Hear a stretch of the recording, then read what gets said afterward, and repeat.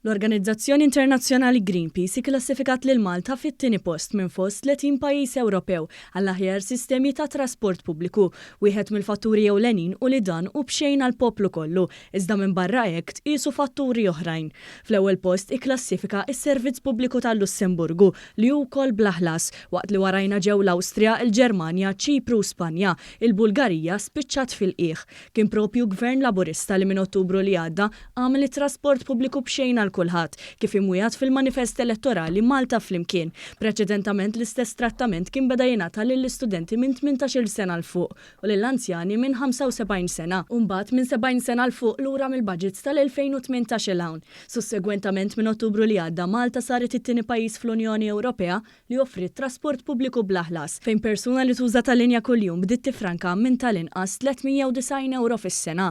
Fl-ewwel xahar ta' din is-sena l-Malta Public Transport ħabbret li kienet ġarret 4.5 miljun passiġġier, żieda ta' 59% fuq Jannar tal-2022 u 17% meta mqabbel ma' Jannar tal-2019. Persuna f'pajjiżna trid tkun irreġistrata mal-Malta Public Transport u jkollha tal-linja kard biex tibbenifika mis-servizz bxejn. Minn barra hekk f'pajjiżna fl-aħħar snin bdiet ukoll il-qalba elettrifikata tal-vetturi tat-trasport pubbliku minflok dawn jibqgħu jaħdmu bi fuel konvenzjonali. Sa dan it-tant l-istħarriġ ta' Greenpeace sab li f'diversi pajjiżi Ewropej il-prezz ta' trasport pubbliku għadu wisqoli.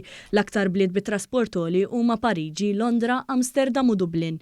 Minkejja l-isforzi kbar li qed isiru, ir-rapport jirrimarka li s-sistemi inkluż dik fil-Lussemburgu għadhom ma waslux għal qalba sostanzjali fejn is-servizz pubbliku jibda jintuża iżjed minn persuni li minflok għadhom jirrikorru għal vetturi personali tagħhom. L-Organizzazzjoni Internazzjonali li taħdem favur dinja aħjar u titjib flajxin fil-ħajja tal-popli kollha appellat lil pajjiżi fejn it-trasport pubbliku u biħlas biex joffru biljetti bi prezz affordabbli ħalli bekk iħajru aktar nies jużaw is-servizzi u jagħmlu l-kontribuzzjoni tagħhom lejn l-ambjent.